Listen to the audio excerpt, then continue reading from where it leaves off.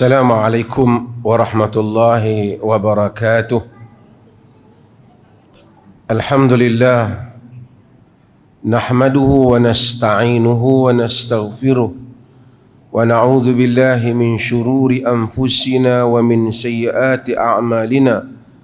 Man yahdihillahu fala mudilla lahu wa man yudlil fala hadiya lahu.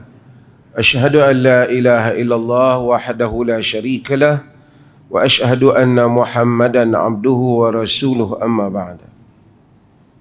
Hadirin dan hadirat yang dirahmati Allah, kita sambung semula hadis kita ini bagi masih lagi di dalam bab sifatus salat daripada kitab Bulughul Maram. Hadis yang berikutnya ialah hadis Jabir. Pada kuliah yang lepas kita membahaskan hadis Imran bin Husain, di mana Nabi SAW menyuruh beliau yang ketika itu ditimpa penyakit buasir, salli qa'iman fa illam tastati' fa qa'idan fa illam tastati' fa 'ala jam. Kamu salat berdiri, kalau tak mampu duduk, kalau tak mampu di atas lambung kamu. Dan kita telah bahaskan hadis itu. Al-Hafiz Al-Imam Ibn Hajar Al-Asqalani dia membawa hadis yang lain bagi melengkapkan ataupun bagi menjelaskan keadaan-keadaan salat apabila seseorang itu di dalam keadaan tidak mampu bagi pergerakan-pergerakan tertentu. Hadis yang dibawa di sini ialah hadis Jabir, dan saya akan sebut tentang hadis Jabir ini dan kemudian perbahasan di kalangan para ulama mengenai hadis ini. Wa an Jabir radhiyallahu anhuma anna an-nabiy sallallahu alaihi wasallam qala li maridin salla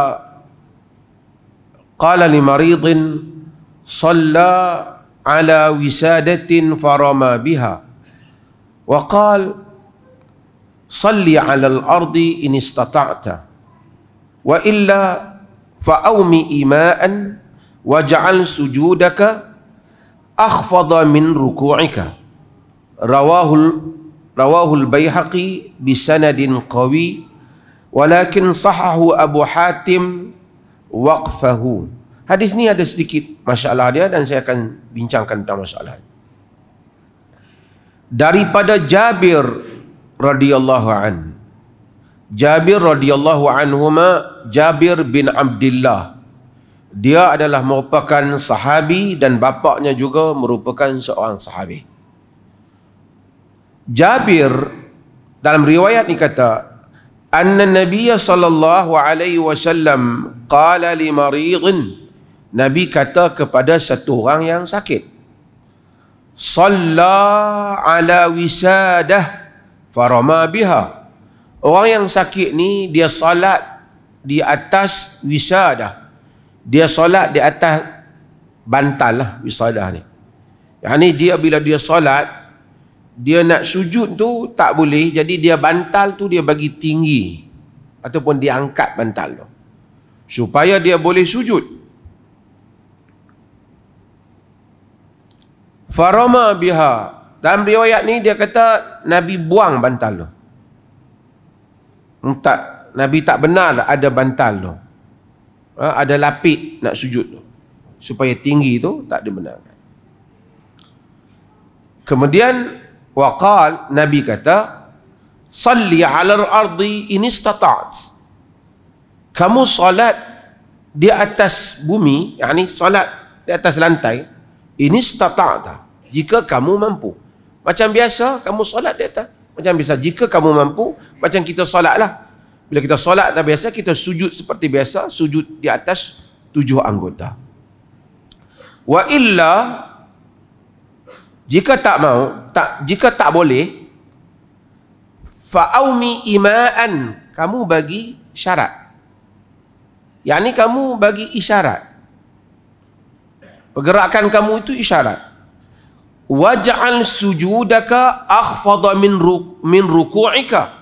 Kamu jadikan sujud kamu itu lebih rendah daripada rukuk kamu. Okey. kita dah faham makna umum hadis ni. Makna umum hadis. Hadis ni diriwayatkan oleh Al-Imam Al-Baihaqi di dalam As-Sunanul Kubra, dan Al-Baihaqi juga meriwayatkan di dalam kitabnya yang lain, iaitu Ma'rifatus Sunan wa Athar. Al-Baihaqi ni alim besar ulama hadis, meninggal lahir pada tahun 384 begitu, dan kemudian meninggal pada tahun 458 Hijrah. Dan dia daripada Baihaq. Baihaq ni dekat dengan kawasan, sekarang ni Baihaq ni di dalam Iran, di negara Iran. Kita tengok kawasan itu, kawasan Khurasan, kawasan Uzbekistan, kawasan-kawasan itu banyak tokoh, scholars hadis, banyak muhaddisun. Al-Bukhari pun daripada kawasan itu, Al-Imam Muslim daripada kawasan itu, Al-Imam Tirmidzi dari kawasan itu, An-Nasa'i juga dalam kawasan-kawasan itu, Ibnu Majah, dan semuanya tak berapa jauh daripada kawasan-kawasan berkenaan. Termasuklah Al-Imam Al-Baihaqi rahimahullahu ta'ala. Dan Al-Baihaqi adalah di dalam mazhab Syafi'i. Al-Baihaqi, sehingga Al-Imam Zahabi, tapi dia alim besar, kata Imam Zahabi, kalau Al-Baihaqi ingin mewujudkan mazhabnya sendiri, dia boleh. Kerana kitab As-Sunan Al-Kubra atau As-Sunan Kabir asalnya. As-Sunan Al-Kubra ialah kitab yang begitu punya kaya dengan ilmu fiqh. Dia susun hadis-hadisnya berdasarkan hukum hakam, isu-isu fiqh. Dan banyak fiqh yang diangkat itu berpihak pada mazhab Syafi'i. Dia cenderung untuk memperkukuhkan hujah-hujah dalam mazhab Syafi'i. Tapi himpunannya itu begitu hebat. Al-Imam Al-Baihaqi rahimahullahu ta'ala. Baihaqi itu Baihaq nama tempatnya. Abu Bakr Al-Baihaqi. Al-Baihaqi meriwayatkan hadis ini dengan sanadnya. Abu Hatim kata dia tak bersetuju hadis ini dianggap marfu'. Maksudnya dia tak bersetuju hadis ni Rasulullah yang berlaku, Rasulullah yang sabda ataupun Rasulullah yang lakukan. Kata dia hadis ni, riwayat ni, perkataan ni, cerita ni sekadar Jabir saja. Yakni Jabir yang melawat orang sakit tu, Jabir yang kata macam tu, bukan Nabi yang kata. Jadi tuan-tuan yang mungkin tak faham tentang disiplin ilmu ni, tuan-tuan akan tengok apa isunya. Isunya ialah dia tak sama antara perkataan sahabat dengan perkataan Nabi. Kalau perkataan itu sabit daripada Nabi SAW, maka tak ada bantahan lah. Cuma bagaimana kita nak faham perkataan itu. Tapi kalau benda itu ataupun perkataan itu ataupun perbuatan itu adalah merupakan daripada sahabat, bukan daripada Nabi, maka para ulama berkhilaf pendapat tentang hal ini. Dia panggil mauquf. Mauquf. Kan? Kalau hantar kat Nabi tu, angkat ke Nabi, dia panggil marfu'. Kalau sampai setakat sahabat tu, dia panggil mauquf. Riwayat yang mauquf ataupun perbuatan-perbuatan ataupun perkataan sahabat khususnya, adakah qaulu sahabi hujjah? Adakah perkataan sahabat itu hujjah? Kalau sahabat bagi satu pendapat, hujjah ataupun tak? Al-Imam Syafi'i pada mazhabnya yang qadim, yang lama, dia kata hujjah. Tapi pada mazhabnya yang baru, dia kata tidak hujjah. Dia kata terkenal perkataan Imam Syafi'i, hum rijal wa nahnu rijal. Mereka itu tokoh, kita juga tokoh. Maksudnya seperti mana mereka boleh memberi pandangan dalam hukum, kita juga boleh memberi pandangan. Majoriti para ulama, mereka membahaskan perkataan sahabat. Kalau sahabat kata hukum macam ni, Nabi tak kata, sahabat tu yang kata. Adakah kita mesti pegang? Ataupun boleh kita memberi pandangan yang berbeza? Mereka semua bersetuju kalau sahabat tu kata dan semua sahabat sepakat, kalau itu ijma', tak boleh tolak. Seperti sudus 1/6 untuk nenek harta pusaka, tak ditolak. Bila Abu Bakar tanya, Muhammad bin Maslamah jawab, dan semua setuju, tak ada siapa bangkang, ini dipegang. Kalau perkataan sahabat tu kata dan perkataan itu masyhur di kalangan sahabat, pendapat tu, dan tak ada orang bangkang. Yang tadi semua setuju, yang ni taklah semua setuju, tapi orang semua tahu, tapi orang tak bangkang. Orang tak i'tirad, orang tak objek di kalangan sahabat. Mereka kata yang ni pun terima. Cuma yang mereka tak terima, ataupun mereka berkata ada pilihan, kalau sahabat ni bagi pendapat, sahabat ni bagi pendapat yang lain. Jadi hatta di kalangan sahabat khilaf. Seperti pendapat Abdullah ibn Umar, pendapat Abdullah ibn Abbas, yang kadang-kadang berbeza antara keduanya. Seperti ada pendapat Umar dan pendapat sahabat yang lain berbeza. Ada mazhab Umar, ada mazhab Ali. Yang ini ada pilihan. Ada pilihan.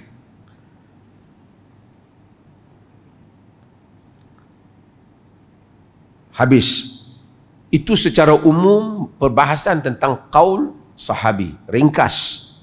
Jadi ulama-ulama bahas. Kalau sahabat ni kata, semua agree, kita ambil. Kalau mereka berbeza, kita juga boleh berbeza dengan mereka.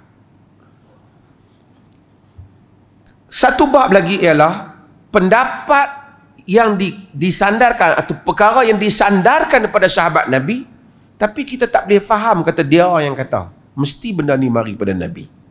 Contoh apa? Contoh yang bukan hukum fiqh. Contoh kalau sahabat menceritakan tentang sifat syurga, sifat neraka. Yang ni dia tak boleh nak fikir sendiri. Yang ni dia kena dengar daripada Nabi. Kalau walaupun dia tak kata Nabi kata, kita boleh faham benda ni dia ambil daripada Nabi SAW. Kalau sahabat cerita peristiwa-peristiwa lampau, nak kena tengok. Kerana orang seperti Abu Hurairah kadang-kala dia mengambil riwayat Israiliyat. Dia dengar daripada pendeta-pendeta Yahudi yang masuk Islam, dia dengar daripada mereka, kadang-kadang dia cerita balik. Dia tak kata Nabi kata. Sebahagian orang keliru kata dia ingat Nabi kata. Kerana sahabat ni dia suka ilmu.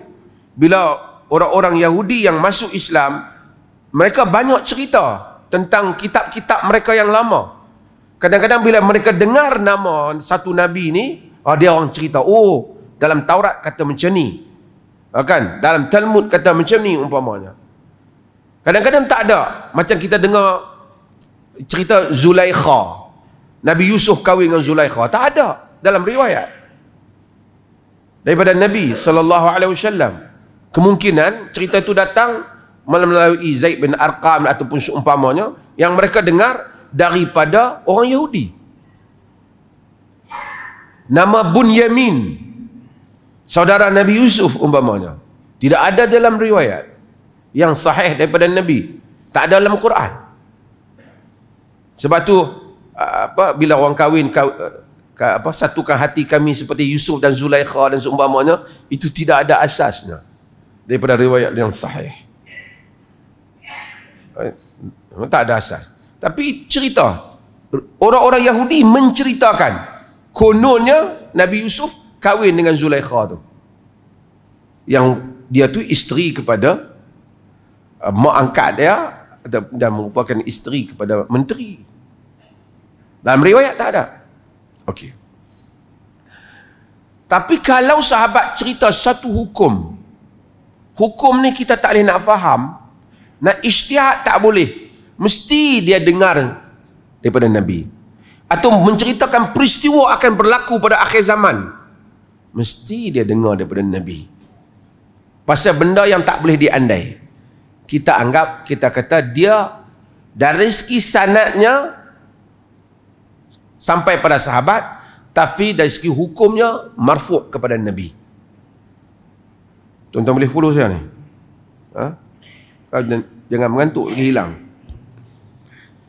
Hadis ni yang kalaulah kita menerima pendapat Abu Hatim dan beberapa orang lagi yang kata sekadar Jabir bukan Nabi, adakah perkataan Jabir ni ijtihad dia tentang sifat solat ni, rendahkan sikit ni, ataupun sebenarnya Jabir ambil daripada Nabi SAW? Jadi ada dua. Sebahagian mereka kata hadis ni kalaupun setakat Jabir, hakikatnya daripada Jabir ambil benda tu daripada Nabi SAW. Tuan-tuan faham ke ni saya cerita ni? Supaya bagaimana betapa ulama hadis begitu teliti sesuatu hal yang nak disandarkan pada Nabi. Hatta sahabat dah ganti. Jabir riwayat no bukan Nabi, Jabir je ini. Padahal amalan di dalam konten teks hadis ini tidaklah bercanggah. Tapi kenapa? Mereka detail, kerana agama memerlukan pendetailan. Agama based on evidence. Evidence based. You claim ini daripada Nabi, you prove it. You buktikan. Tiba-tiba main satu zaman, tak payah buktikan apa, siap mimpi terus jadi agama. Yang ni mimpi, Habib ni mimpi, wali ni mimpi, semua jadi amalan agama.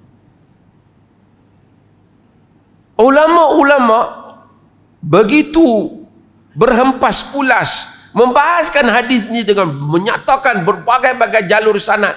Nak sokong pula riwayat ni, bawa mari riwayat Abdullah bin Umar dan seumpamanya yang nak sama lebih kurang bab ni, pun mereka kata tak begitu kuat untuk mengangkat.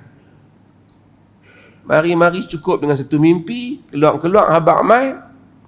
Ini tu dia amalan kita dapat dan mimpi malam tadi. Siapa mimpi? Tak tahulah. Mangkak mana mimpi ke? Pakai. Tuan-tuan yang dirahmati Allah, maksudnya agama. Sebab itu agama ini diambil dengan teliti. Inna hadzal ilm dinun fanzuru amman ta'khuduna dinakum. Sesungguhnya ilmu ini adalah agama, kata Muhammad ibn Sirin. Kamu kena tengok daripada siapa kamu ambil agama kamu. Balik pada hadis ni. Hadis ini daripada Jabir bin Abdullah. Jabir bin Abdullah adalah merupakan sahabi jalil dan bapaknya Abdullah bin Amr Ibn al-Haram merupakan sahabat. Dan bapak dia Jabir ni, Jabir ni ada kisah dia sebab dia korek kubur bapak dia. Bapak Jabir ni meninggal di dalam peperangan Uhud.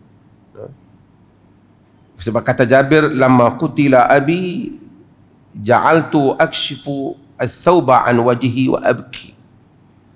Apabila bapa aku mati, aku pi singkap kain yang tutup muka dia tu dan aku menangis.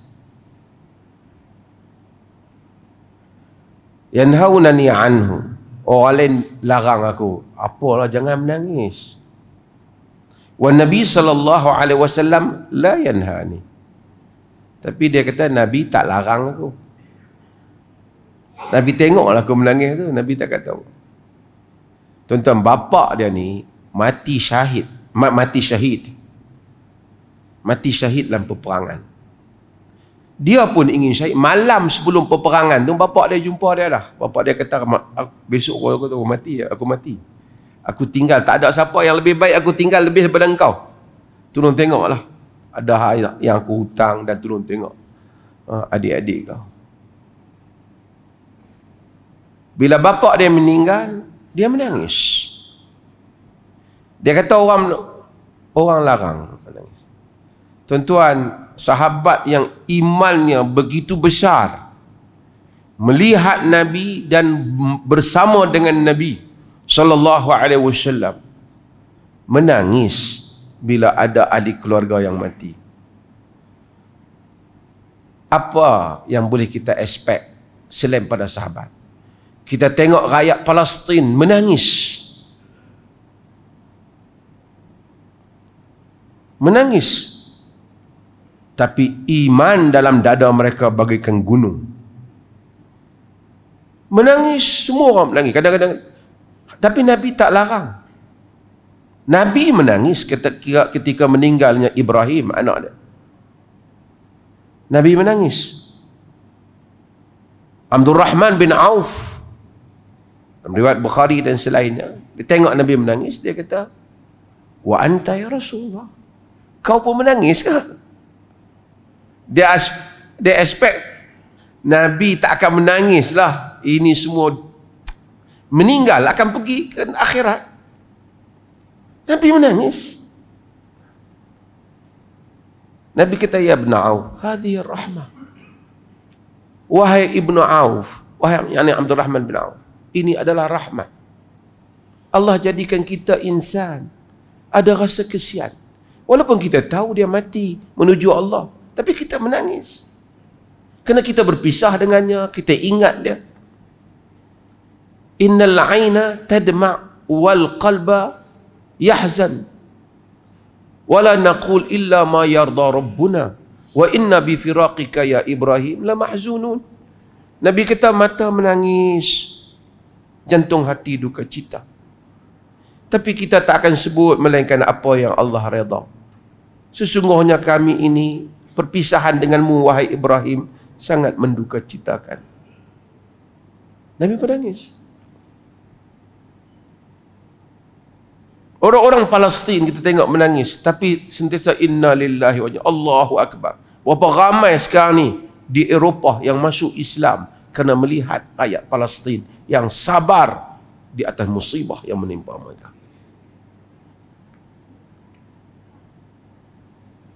Orang-orang yang tak beriman, yang tak percaya pada Tuhan, tak percaya pada akhirat, tidak akan terbayang bagaimana kesabaran itu boleh berlaku. Mereka heran sehingga mereka baca Al-Quran.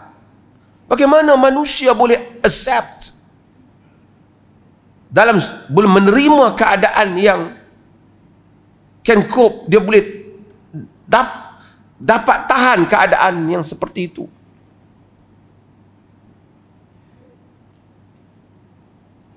Melainkan di dalam dada mereka ada satu keyakinan yang besar. Mereka baca Quran. Dan Nabi menjadi teladan pada kita bahawasanya manusia ini sedih. Orang tengok orang Palestin menangis-nangis, ya sedih. Dalam sejarah apa? Sahabiah, seorang sahabiah wanita Nabi Al-Khansa. Nama Al-Khansa binti Amr As-Sulamiyah. Dia ni terkenal dengan wanita yang cantik. Dia masuk Islam pada tahun 8 Hijrah. Cantik, fasihah, penyair, tapi penyair risa, syair kesedihan. Ketika dia masuk Islam, semasa dia tak Islam lagi jahiliah, dia mengenang bapa dia yang mati dan 2 saudara dia yang mati di dalam peperangan. Dia daripada Mudar. Saudara dia Sakhar dan Muawiyah. Bila dia masuk Islam, dia masih lagi, walaupun dia masuk Islam, tapi dia masih lagi mengingati keluarga dia yang mati tu. Dia duduk sedih. Dalam kesedihan. Sebagai riwayat kata dia gantung kasut saudara dia tu di tengkuk dia. Pada zaman Nabi, hatta Nabi dah tak ada. Pada zaman Abu Bakar, pada zaman Umar, masa dia masuk Islam, dia bawa anak-anak dia juga jumpa Nabi. Mesti Islam semua mereka.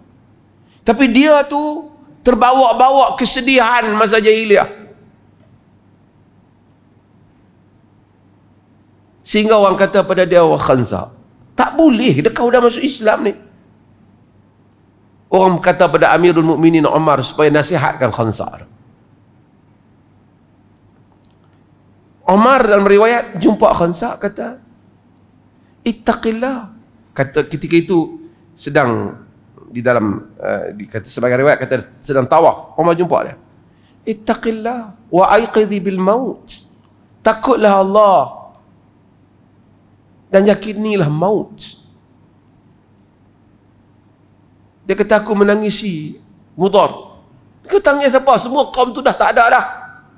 Umar pula kataan dia kata, semua tu sebahagian masuk neraka lah. Dia kata, kau tambahkan sedih aku lagi. Kau tambahkan kesedihan. Dia kata aku, kau masih, Umar kata, kau duk baca syair lagi, syair risa, syair yang sebut kesedihan ni. Dia kata, aku masih buat syair. Dia buat syair, bukan tiru syair orang, dia syairah. Umar kata, hati baca syair kau. Dia kata, amin qadimiha atau min jadidi? Min qadimihi atau min jadidi? Kau nak syair baru ke syair lama? Umar kata, amin jadidi. Syair baru pun ada juga. Ingat kau syair jahiliah, hak baru pun buat. Punya sedih. Dia baca syair mengingati saudara dia yang meninggal. Ahli riwayat sejarah kata apabila dia baca, Umar dengar, Umar menangis. Umar teringatkan kepada saudara Umar, Zaid bin Al-Khattab yang meninggal. Puisi kadang-kadang dia halus, ungkapan-ungkapan dia yang menarik, yang menyentuh perasaan. Jadi orang tengok Umar nangis, Umar diam. Umar kata, da'uha likulli imri'in yabki sajwa. Biarlah kat dia. Setiap orang menangisi kesedihannya sendiri.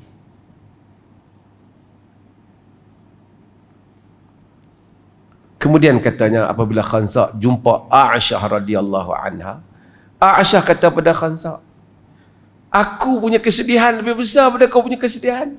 Meninggal daripada aku Rasulullah. Tu pun aku tak buat macam kau buat. Dia dapat yang itu baru dia berubah. Akhirnya dia hilang kesedihan dia. Semua anak-anak dia dikerahkan jihad pada jalan Allah dan semua syahid pada jalan Allah. Tapi Islam, Nabi, kesantunannya melayani kehalusan perasaan manusia yang berbagai. Manusia ada masa sedih. Nabi tak setril, hang ni menangis-nangis, tak ingat mati ke? Tak ingat akhirat ke? Sahabat lain tak bagi.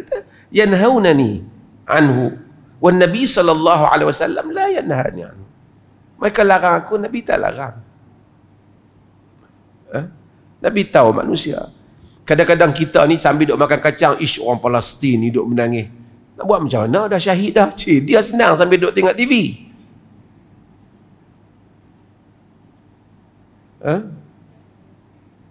Ini patut kita yang menyertai perjuangan.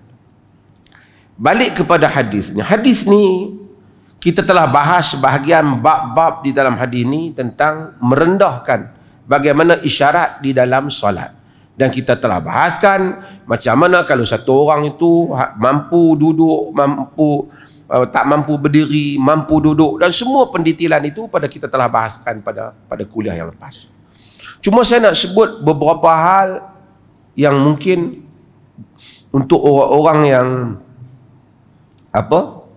orang yang bermusafir. Kadang-kadang yang tak boleh sempurnakan solat ni bukan saja orang sakit, tapi juga kadang-kala membabitkan orang yang naik kenderaan. Contohnya orang naik kapal terbang, naik kapal pada zaman dulu. Naik kapal pada zaman dulu.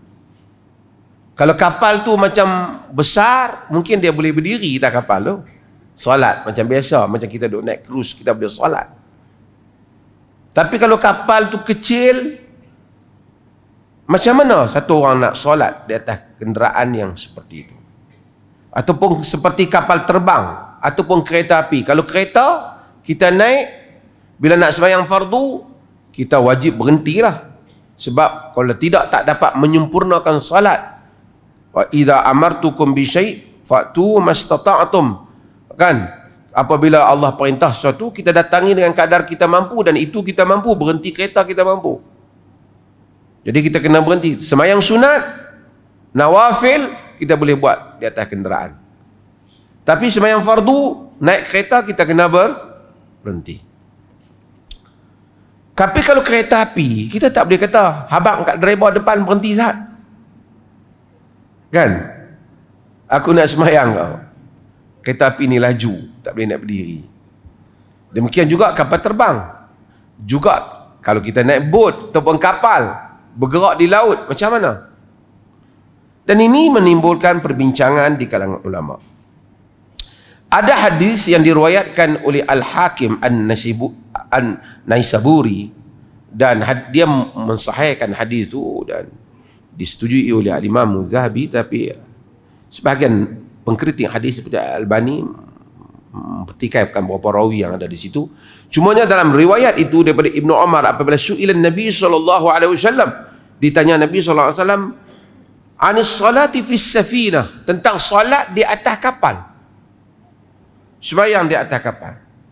Kaifa usalli fis safinah, macam mana aku nak sembahyang atas kapal? Nabi SAW kata, salli fiha qa'iman illa an takhaful gharq. Kamu sembahyang di atas kapal itu dalam keadaan berdiri, melainkan jika kamu takut tenggelam. Artinya apabila kita naik kenderaan, kita sembahyang fardu, kita wajib sempurnakan salli qa'iman. Hendaklah kamu sembahyang berdiri. Fa illam tastati', jika kamu tak mampu, barulah kamu duduk. Kalau kita naik kapal terbang tu ada tempat untuk kita solat berdiri. Biasanya Saudi Air, ataupun biasanya kalau kita naik bisnes ataupun first class, kita boleh ada ruang untuk kita sembahyang berdiri. Kita wajib berdiri. Kita tak boleh malah nak berdiri belakang, sembahyang di tempat duduk aku. Tak boleh. Sebab kita mampu berdiri. Jika kita mampu berdiri di tempat kita tu, kita kena berdiri. Kerana asalnya kita hendak wajib berdiri, melainkan kita tak mampu. Dia ada beberapa keadaan untuk orang yang solat atas kenderaan. Kita ambil kapal terbang lah, ataupun kapal, ataupun kereta api laju, ataupun seumpamanya yang tak boleh berhenti. Kalau kapal yang besar tu tak timbul masalah. Kita boleh naik, kita boleh menghadap kiblat, dan kemudian kita boleh berdiri. Tapi kalau kita tahu kalau kita naik kapal terbang ni, pertama kita mungkin tak boleh berdiri. Sebab kita apa? Kita pun duduk ekonomi, ya kah? Ataupun kapal terbang yang jenis tak ada tempat untuk kita solat. Dan kalaupun kita boleh berdiri, kemungkinan kita susah nak menghadap kiblat. Ada banyak perkara-perkara solat yang kita akan tertinggal dan tak boleh penuhi benda-benda yang wajib dilakukan di dalam solat. Kalau kita tahu hal yang sedemikian, dan penerbangan kita itu umpamanya kita nak fly pukul 4 petang umpamanya, ataupun kita nak fly pukul 8.30 umpamanya malam, maka kita hendaklah solat di luar sebelum masuk kapal terbang. Kerana di luar ni kita boleh solat sempurna. Terutama apabila pertama kalau telah umpamanya kapal terbang fly pukul 3, kita sembahyang zuhur pukul 1.30, kita wajib sembahyang zuhur di luar ni. Kerana itu sempurna. Kalau dah naik atas kapal terbang tidak sempurna. Ataupun kapal terbang kita pukul 4, kita boleh jamak siap-siap Zuhur dan Asar. Kalau kita musafir lagi, kita jamak siap-siap di bawah. Kalau tak musafir pun kita boleh jamak tamam.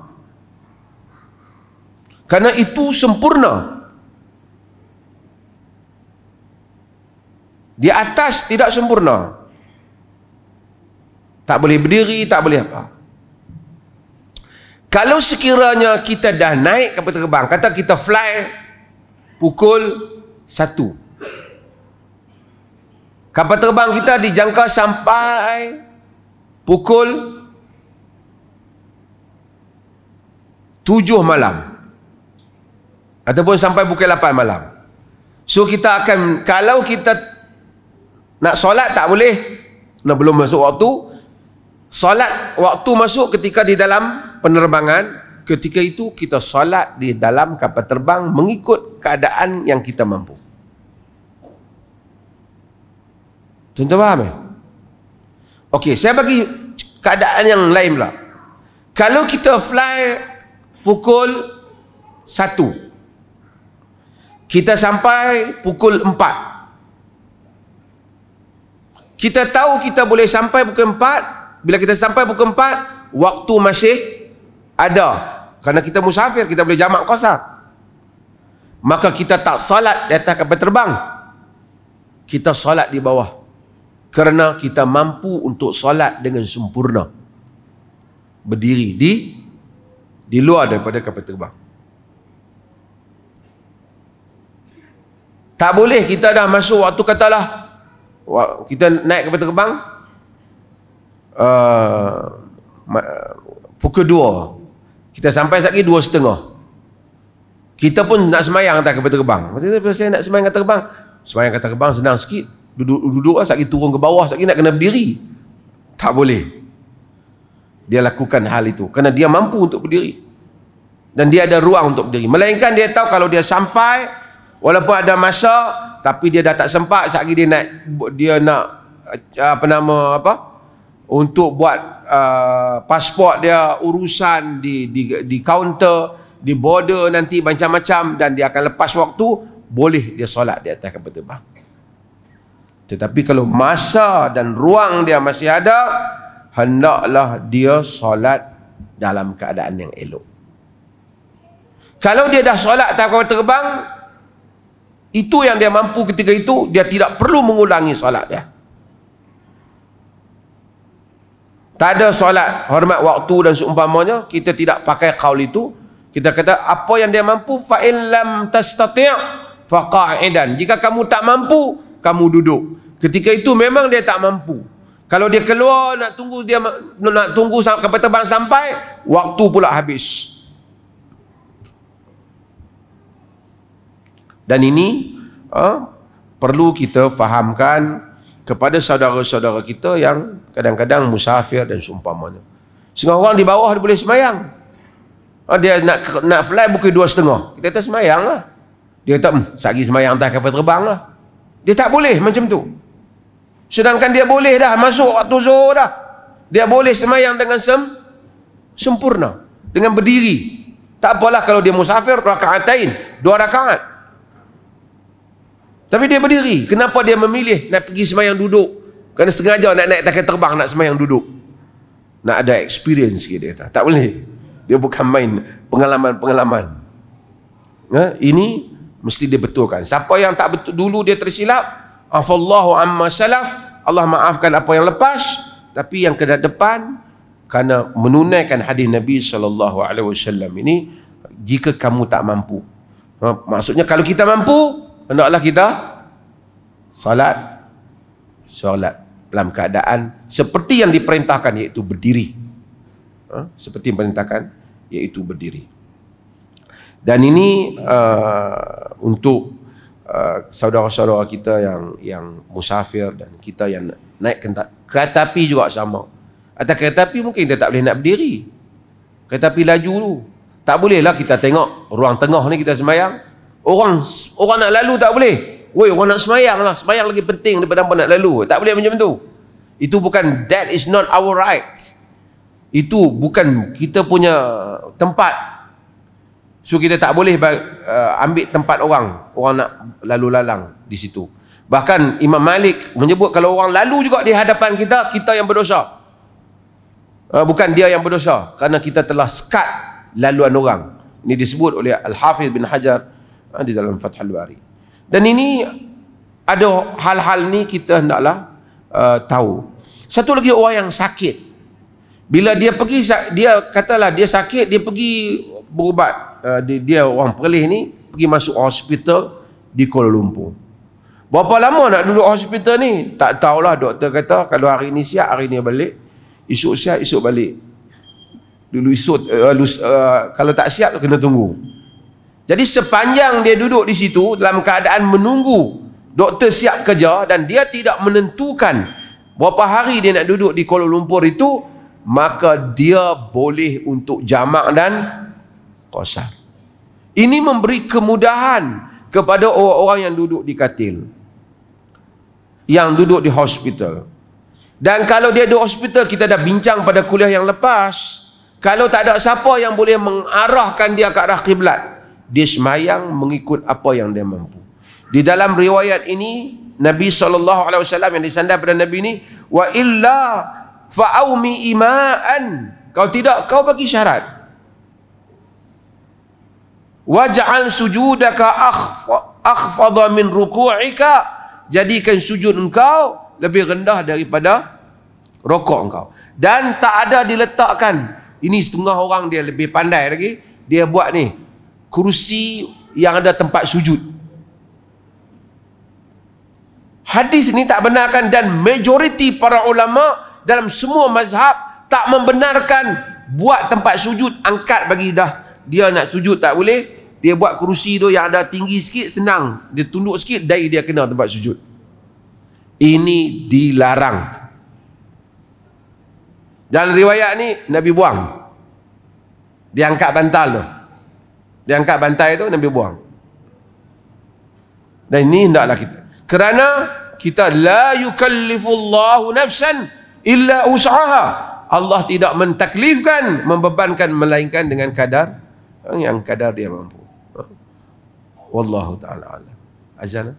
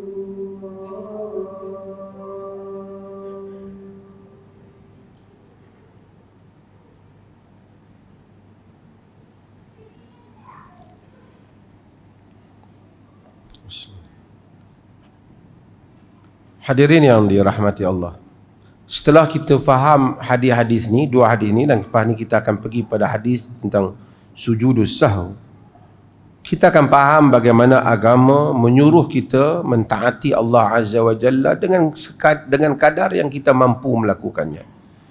Jika berlaku ketidakmampuan, maka agama mempunyai kelonggaran seperti mana yang kita bahaskan dalam hadis-hadis yang lepas. Para sahabat radhiyallahu anhum ajma'in. Kita tengok Jabir, kita tengok bapa dia. Kita tengok tadi saya cerita tentang Al-Khansa dan selain, banyak sahabat-sahabat yang lain. The whole picture of their life, keseluruhan kehidupan mereka, ialah perjuangan untuk mengagungkan Allah Azza wa Jalla. Pada zaman hayat Rasulullah, selepas Rasulullah tidak ada.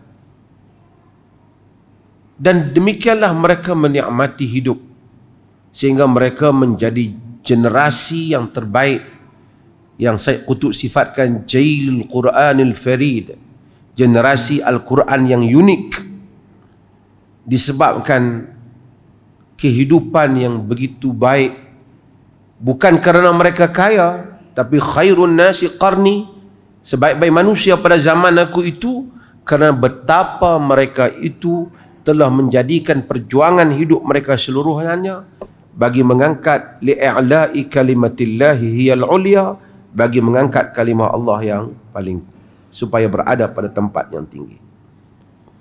Saya ingin sentuh hal ini untuk diri saya dan tuan-tuan sekalian. Dalam hidup ni kita tengok macam-macam orang buat kerja, urusan. Ada orang, saya tengok ada macam-macam badan yang pertubuhan, mari jumpa. Baguslah kan, mereka beraktiviti. Ada grup untuk mempopularkan lagu-lagu 60-an. Ada grup untuk mempopularkan kereta tertentu. Ada grup macam-macam lah. Walaupun kita taklah kata salah, tetapi kalau itulah misi perjuangan dalam hidup, apa yang kita nak capai? Sekadar satu entertainment, satu hiburan kadang-kala bolehlah, tapi dia jangan jadi perjuangan. Nak menjadikan sesuatu sebagai perjuangan hidup, jadilah sesuatu yang besar yang boleh kita bawa pada akhirat. Kadang-kadang saya tengok manusia ni berhempas pulas di dalam macam-macam organisasi, NGO lah, parti politik lah, macam-macam. Segala hartanya, segala masanya, segala buah pikirannya, dia telah curahkan kepada benda tu. Ya rit, Arab kata, alangkah indahnya jika itu boleh dibawa ke akhirat. Kita juga sama. Kalau ada hal yang kita curahkan hidup kita habis-habisan dalam satu hal, bangun tidur kita memikirkannya, tiba-tiba pergi di sisi Allah, tak ada apa pun, haba'an mansura, debu yang berterbangan. Di dunia dibelanjakan segala-galanya, diberi masa segala-galanya, segala hidupnya, waktunya, waktu tersenyum bersama keluarganya, ataupun waktu indah bersama dengan sanak saudaranya, dihabiskan untuk perjuangan itu. Bila dia mati, tiba-tiba tak boleh bawa ke akhirat. Rugi. Tuan-tuan, hebat mana orang berjuang pun, hari mati sahabat penuh cerita tentang dia. Bulan kedua tak ada dah. Setahun kemudian tak ada. Kemudian bila-bila orang ingat dia, bubuhlah nama jalan, nama bangunan. Datang orang lain, orang cakap pasal orang lain pula. Tuan-tuan ada jawatan, saya ada jawatan. Hari ini mungkin orang cakap lah, Tuan Mazhar Mufti yang sokong-sokong nak marah-marah, dia cakap lah. Habis masa hari mati mungkin nak marah pun korang marah. Oh, semua hak man hak baik orang puji. Habis pada tu habis. Melainkan amal wal baqiyatus salihat, melainkan amalan saleh yang kekal. Ada buku yang ditulis, yang dibaca oleh manusia. Ada bahan ilmu yang disambung oleh manusia. Itu pun kalaulah benar kita buat sehingga seluruhan manusia memuji kita daripada hari kita mati sehingga kiamat, pun kita tidak boleh mendengar pujian mereka. Bukan boleh duduk dalam kubur aku nak tengok Facebook kata apa. Tak ada. Kalaupun seluruh dunia serentak memuji kita, kita tak tahu. Kita sudah pergi ke alam yang lain. Melainkan jika satu orang menyatakan Rabbi ghafirhu, Allah maghfir lahu warhamhu, ya Allah ampunkanlah dia dan kesian pada dia. Supaya kita faham tentang nilai hidup ini. Mengapa kita membaca sejarah sahabat dan mendekatkan kita kepada Rasulullah sallallahu alaihi wasallam. Semalam saya cakap, siapa yang tengok podcast saya, ada sokap benda yang sama. Agama ni kita perlu melihat pada dimensi dia yang betul. Dimensi dia yang betul. Lately ni, kebelakangan ini, manusia awak mari benda-benda yang tidak, generasi yang lepas tak berapa mendengarnya. Cerita wali, cerita Habib Sakti, cerita ni Habib isap rokok, baju tak pakai, seluar pakai macam dengan cawat saja, tu wali kutub. Ada pula wali yang boleh padamkan api neraka. Kalau tak kerana malu pada Allah Ta'ala, dia nak padamkan api neraka tu. Ada wali minum kopi, selagi mana kopi ada di mulut, malaikat mengampun ni dosa. Dan manusia yang tak melihat, tidak ada zauq, tidak mengenali agama, tak faham agama dalam kerangkanya yang sebenar, dia suka terpengaruh. Oh, dia ini wali ni anak cucu Nabi, mai daripada mana, tengok punya handsome, pakai serban. Itu dia jadi tajuk dia. Pertama saya sebut keturunan. Anak siapa, mak kita siapa, ini bukan pilihan kita. Ini Allah yang takdirkan. Kalau itulah yang menjadi penilaian di sisi Allah semata-mata, nanyalah kita yang lahir di kalangan mak pak macam ni. Bukan kita boleh buat pilihan, saya nak jadi anak cucu Nabi, ni kata nak jadi bini Nabi Nuh ke ataupun isteri Nabi Ibrahim ke. Islam datang letakkan asas ini, bagi clear dalam fikiran kita. Inna akramakum indallahi atqakum. Yang mulia di sisi Allah di kalangan kamu ialah yang bertakwa kamu. Man batta'a bihi amaluhu lam yusri' bihi nasabuhu, kata Nabi. Siapa yang amalannya perlahan, nasabnya, keturunannya tidak akan mempercepatkan kedudukannya di sisi Allah. Hadis sahih riwayat Muslim. Supaya Nabi nak remind kita, kullukum min Adam wa Adam min turab. Semua kamu daripada Adam dan Adam daripada turab, daripada tanah. La fadla li arabiyyin ala a'jami wala a'jami ala arabi. Tak ada mulia orang Arab atas orang bukan Arab, bukan Arab atas Arab. Oh, yang merah atas hitam, hitam tak ada. Illa bitaqwa, melainkan dengan takwa. Kemudian kalau ada takwa, ada orang keturunan Nabi, tentulah dia lebih pada kita. Kita sayang kepada Nabi SAW, tentulah kita sayang pada anak cucu dia.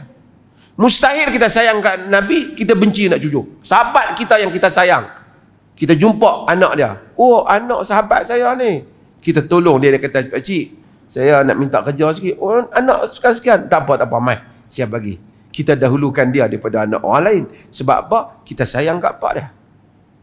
Kita sayang pada Nabi, kita dahulukan keluarga dia. Tetapi kita sentiasa ingat yang mulia di sisi Allah ialah taqwa.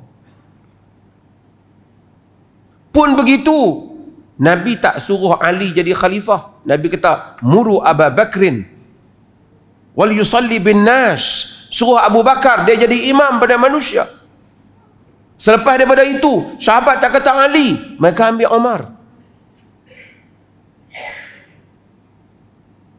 Selepas daripada itu, berlaku pungutan suara Abdul Rahman bin Auf. Pungut suara antara Uthman dan Ali. Majoriti pilih Uthman.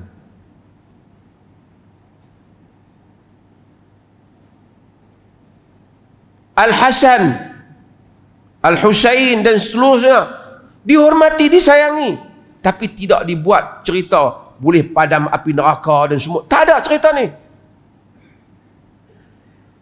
Sahabat sayang kepada Ahlul Bait, kita juga sayang. Allahumma salli ala Muhammad wa ala ali Muhammad. Sayang pada keluarga Nabi, tapi berlebih-lebihan sekarang ni. Sehingga kan saya sebut mana tadi, saya sebut Ali Zainal Abidin. Ali, yakni Zainal Abidin itu Ali bin Al-Husain, pergi mana-mana tak mau bagi tahu dia family Nabi. Karena dia tak mau makan akala dirhaman wahidan biqarabati Rasulullah SAW. Dia tak mau makan disebabkan dia itu kerabat Rasulullah SAW. Aku bagi benda ni sebab hang keluarga Nabi, dia tak mau. Bahkan fiqh menyatakan keluarga Nabi ni, tuan-tuan ahli bait ni bukan saja keturunan Nabi, iaitu Ali dan Fatimah, isteri Nabi. Ayat dalam surah Al-Ahzab tu, innama yuridullah liyudhhiba ankum rijsa ahlil bait. Allah ingin menyucikan kamu ahlil bait. Ayat tu cakap pada isteri Nabi, wa qarna fi buyutikun wa la tabarrajna tabarrujal jahiliyatil ula. Kamu duduk di rumah kamu, jangan kamu bersolek seperti solekkan jahiliyah yang pertama. Kepada Allah Ta'ala, ati'na Allah wa rasulah, taat pada wa aqimna as-salah wa atina az-zakah wa ati'na Allah wa rasulah. Dirikan salat, bayar zakat, taat pada Allah dan Rasulnya. Innama yuridullah liyudhhiba ankum rijsa ahlil bait. Allah mau untuk membersihkan kamu wahai ahlul bait. Tu ahlul bait, isteri Nabi. Isteri-isteri Nabi. Pun begitu ketika peperangan Ali dan Aisyah. Berlaku peperangan Ali dan Aisyah. Ali, Aisyah, Ahlul Bait. Ali, Ahli Bait. Keliru isu selepas daripada itu. Tak ada siapa Aisyah kata, wahai Ali, aku dah mimpi Rasulullah kata, kau salah. Padahal lebih penting, Aisyah tidur dengan Ali, Aisyah tidur dengan Nabi SAW. Sepanjang jadi isteri Nabi, Nabi sayang. Nabi menggaulinya sebagai isteri. Dia tak kata malam tadi aku mimpi jumpa Nabi, kau salah wahai Ali, kau perang aku. Ali tak kata, aku adalah bapa pada Hasan dan Husain, suami kepada Fatimah binti Rasulullah, aku mimpi, kau salah. Tapi mari ke belakangan ni cerita mimpi, cerita wali, sampai wali buat ghulu, melampaui batas. La taghlu fi dinikum, jangan kamu melampau pada agama kamu. Iyyakum wal ghulu. Nabi kata dalam hadis, jaga-jaga kamu jangan melampau.